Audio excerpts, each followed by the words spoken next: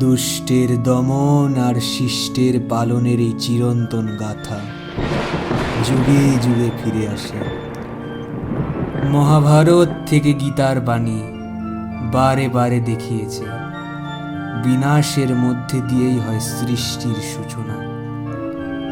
যখনই অন্যায় মাথাচাড়া দিয়েছে, তখনই কোনো না কোনো রূপে আবির্ভূত হয়েছে ন্যায়ের প্রতিষ্ঠা। এ যেন এক অনন্ত চক্র, যেখানে প্রতিবারই মন্দের বিনাশ ঘটিয়ে ভালোর পুনর